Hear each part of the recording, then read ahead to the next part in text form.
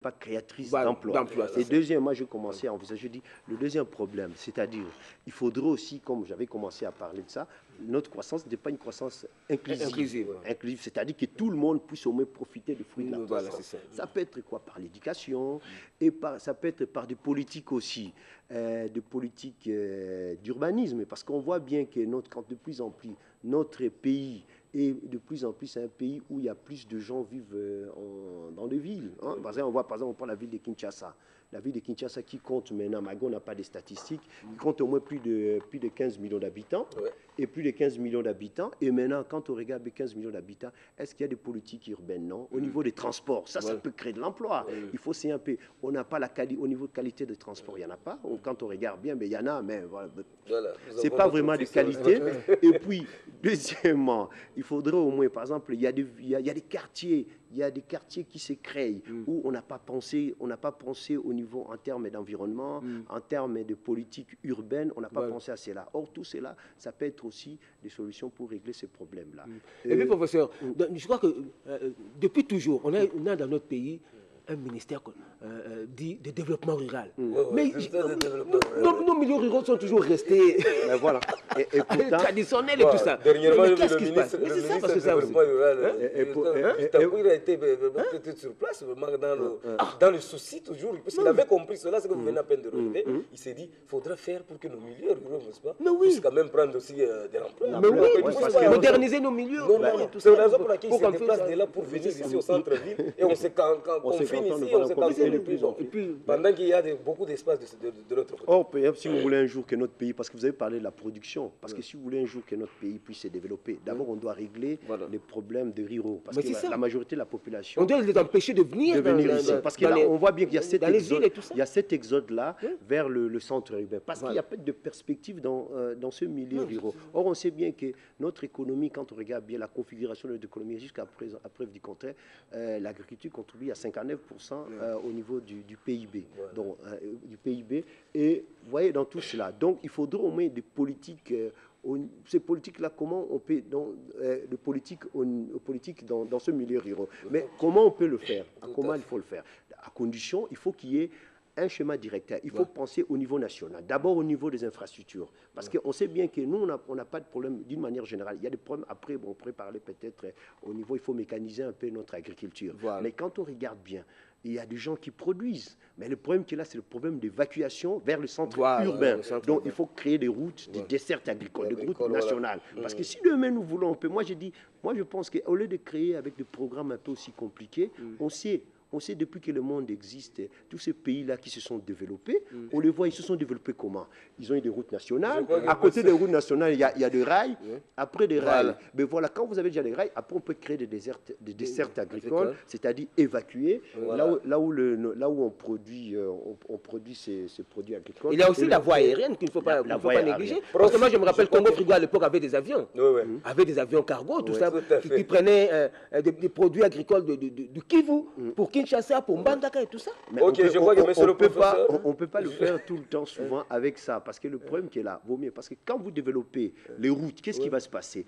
On aura des gares, on aura des stations. À côté des stations, qu'est-ce qu'il va faire? Il y aura des commerces qui vont s'implanter. Et les commerces, ils vont se mettre là à côté. Il y aura des gens qui vont vendre, ils vont chercher à se restaurer, ils vont peut-être chercher à acheter une carte. Professeur, je crois que prochainement, on va maintenant vous recevoir. Cette fois-là, vous viendrez nous parler des solutions. Aujourd'hui, vous avez donné la problématique. Si nous courons un peu derrière le temps, on aurait bien voulu parler aussi. Voilà, on aurait pu voulu. Alors, ce n'est qu'une partie remise. Je crois que si tu vois bien le lundi même prochain, demain mardi, il peut venir. Voilà, même demain mardi, comme nous avons. Comme ça, cette fois-là, quand vous viendrez, vous parlerez, n'est-ce pas, des solutions, surtout que nous sommes en train d'envisager. Le problème des taux de change. Voilà, on n'a pas eu vraiment. Et le problème, bon. Tout à fait. Ben, concernant, je peux parler brièvement concernant les taux de change, parce que vous avez, quand vous avez annoncé, quand même, on doit respecter quand même votre thème. Un mot là-dessus. Un mot, après je vais revenir, après je parlais peut-être rapidement de ça. Mais concernant les taux de change, pourquoi il y a des différences au niveau des taux de change qu'on trouve au centre-ville et dans les quartiers périphériques? La différence, elle se trouve quoi? C'est au niveau des volumes des échanges. Il faut savoir en économie, il y a ce qu'on appelle, il y a un grand mécanisme, il y a un grand principe en économie, ce qu'on appelle dans l'économie où ça se fait sur le marché, ce qu'on appelle l'économie, même notre économie, ça se fait sur le marché. Il n'y a plus de taux fixes.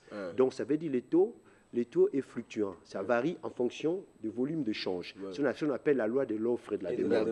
Au centre-ville, il y a plus de demandes que plus d'offres. C'est ce qui fait que le prix est beaucoup plus élevé par rapport dans les quartiers périphériques. Voilà, c'est en termes de volume. Mais après, il faut savoir au niveau de la différence entre le marché noir, c'est-à-dire le marché qu'on voit dans le parallèle, ou bien le marché de taux de change. Pourquoi l'État... Le marché non officiel. Le marché non officiel. Pourquoi l'État est en retard? L'État est en retard parce que l'État, il ne veut pas accepter ce qu'on appelle la réalité économique. Voilà. La réalité économique est basée sur ce mécanisme, la loi de l'offre et de la demande. Si on demande plus des devises américaines, c'est-à-dire les dollars, le prix va augmenter. Ça, c'est sur le prix va augmenter. Et maintenant, ça va faire quoi? Ça va dévisser notre monnaie nationale, notre devise nationale qu'on appelle le franc congolais. Donc, c'est à ce niveau-là. Mais qu'est-ce qui fait que non, les francs congolais, c'est dévisse? Beaucoup à dire. Dernièrement, après je m'arrête là. Pourquoi ça dévisse? Ça dévisse par rapport au dollar. Parce qu'il faut savoir, c'est au niveau d'abord sur le contexte international. Il y a moins de demandes de matières premières et les prix ont baissé. On était à 8 000 la tonne. De cuivre, on est passé à 5 000. Voilà. Et pour autant, l'État a gardé le format. Il y a manque à gagner. Et au niveau des dépenses, l'État continue toujours avec le même dépenses, les mêmes dépenses de fonctionnement. Or, on sait bien que quand on est en période, ce qu'on appelle la période faste, oui, on peut se permettre d'avoir certaines choses, mais c'est comme chez vous, c'est comme l'État aussi. L'État aussi fonctionne comme nous, dans nos maisons. Quand on perd de l'emploi, donc on commence à... Il y a certaines dépenses, on doit quand même éliminer cela, ou bien c'est un peu d'ajourner cela pour les autres. Il y a tout cela au niveau de volume, au niveau aussi des réserves aussi. Il faut savoir, nous, il faut savoir nos produits de première nécessité, on les importe. Et à partir de nous importe, on a besoin de devises. À partir du moment où on a besoin de devises, si la Banque centrale n'est pas en mesure de vous donner ces devises au des banques commerciales, donc il faut aller chercher sur le marché, noir, voilà qu'on appelle. En gros, c'est ça. Je crois que là, le gouverneur de la Banque centrale avait tenu une conférence de presse le samedi dernier. Il a tenté, n'est-ce pas, de rappeler à l'ordre et de donner, n'est-ce pas, des précisions sur certaines choses. Dans le il a pris quand même quelques mesures. On puisse trouver des solutions par rapport à la dépréciation, n'est-ce pas, des francs congolais, n'est-ce pas, sur le marché. Alors, monsieur le professeur, on se dit au revoir. Merci beaucoup pour votre invitation. Ce n'est qu'une partie remise. Demain déjà. Nous vous attendons. Je m'excuse quand même si j'ai débordé. Non, ça va. Au contraire, c'est nous qui devons nous excuser auprès de nos chers téléspectateurs parce que c'est nous qui vous avons retenu. Voilà, ça va. Alors, n'inquiétez pas encore. Demain, je crois que demain, le professeur sera là. On va même parler du problème de la... J'espère que vos spectateurs ne sont pas peut-être... Ils ne sont pas restés sur leur faim. Mais oui, mais justement, c'est pour que vous reveniez demain. Ah bon, merci. Demain, vous serez là. Nous allons parler aussi du problème de la dollarisation de notre économie, voir si on peut vraiment dédollariser cette économie. Tout ça, c'est un sujet que j'ai beaucoup écrit là-dessus, sur la dollarisation. On n'est pas le seul. Il y a d'autres pays comme l'Argentine et tout ça. Demain, vous viendrez nous expliquer ça. Ok, pour votre gouverneur fidèle téléspectateur, on recevait le professeur Chimanga Kengo, Pierre Simon, n'est-ce pas, qui est professeur en économie et finance et également patron d'un cabinet conseil de finance à Paris. Alors, on se dit au revoir, mais nous vous attendons pour demain. Merci, il n'y a pas de problème. Demain, j'aurai pas ça. Qu'est-ce que nous prenons? Nous allons prendre espace environnement. Nous allons, encore une fois, proposer à nos chers téléspectateurs ce document qui a été réalisé par Attache Machini sur... la récupération et le recyclage des matières plastiques. Tout à fait. Voilà. Okay. Avec l'ONG Console. Voilà. Bon, merci.